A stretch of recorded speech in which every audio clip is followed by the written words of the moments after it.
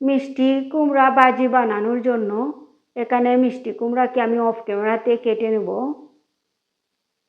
Of ক্যামেরাতে কেটে নিয়েছি আর পানি দিয়ে ভিজিয়ে রেখেছি আর এভাবে পিস পিস করে কেটে নিয়েছি। এখন ভালো করে ধুয়ে নেব। আর দেখুন ধুয়ে নিয়েছি ভালো করে, এখন রান্না করব। আর এই ছোটো চিংড়ি মাছ দিয়ে, দেশি চিংড়ি মাছ দিয়ে ভাজি বানাবো।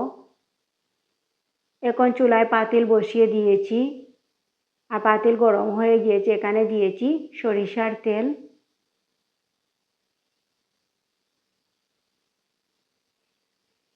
তেল গরম হয়ে গিয়েছে, এখানে দিয়েছি পেঁয়াজ কুচি,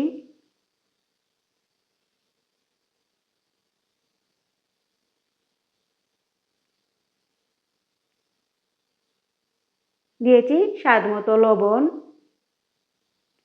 এখন নেড়ে চেড়ে পেঁয়াজটাকে ভেজে নেব।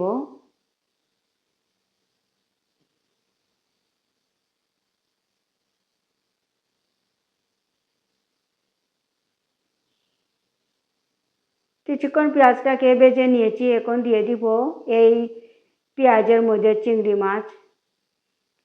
পেঁয়াজ আর চিংড়ি মাছ একসাথে ভেজে নেব।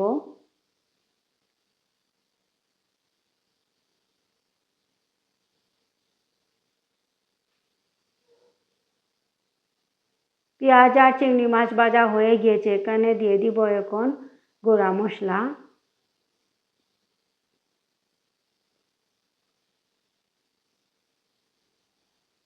এখানে দিয়েছি 1 চামচ মরিচের গুঁড়া,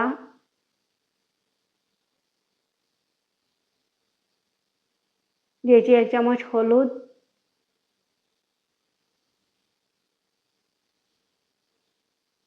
আধা চামচ পাঁচফোড়ন দিয়েছি।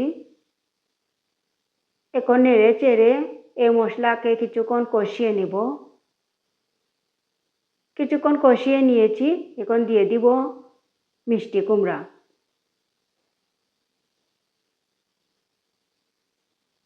মিষ্টি কুমড়া দিয়ে দিয়েছি। মিষ্টি কুমড়া দিয়ে নেড়ে চেড়ে দিচ্ছি।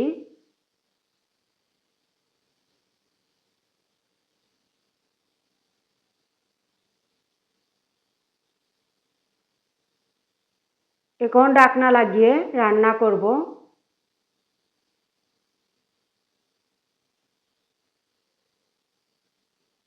কিছুক্ষণ রান্না করে দেখুন মিষ্টি কুমড়া থেকে পানি বের হওয়া শুরু হয়েছে। আর নেড়ে চেড়ে দিয়েছি।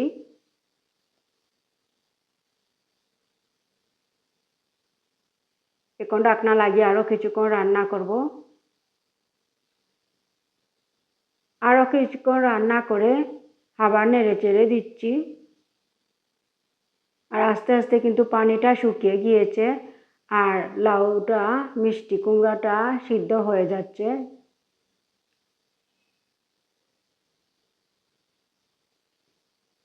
এখন ভালো করে নেড়ে চেড়ে দিচ্ছি।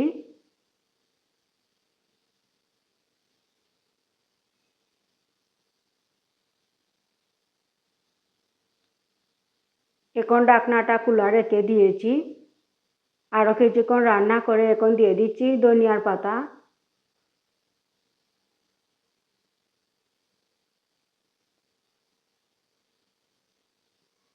ধনিয়ার পাতা দিয়ে আবার নেড়ে চেড়ে দিয়েছি।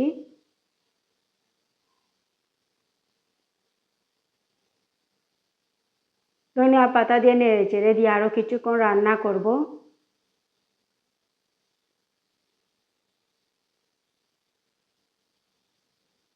আরও কিছুক্ষণ রান্না করে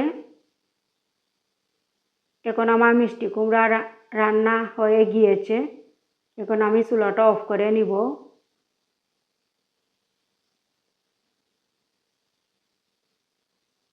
চুলাটা অফ করে নিয়েছি।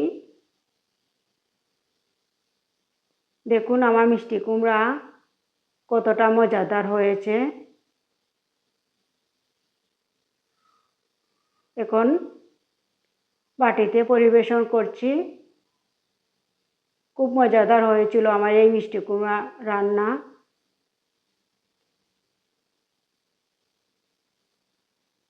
দেখুন কত মজাদার হয়েছে। আমার এই মিষ্টি কুমড়া রান্না কেমন হয়েছে কমেন্ট করে জানাবেন। আমাকে সাপোর্ট করবেন। সবাই ভালো থাকবেন। আল্লাহ হাফেজ।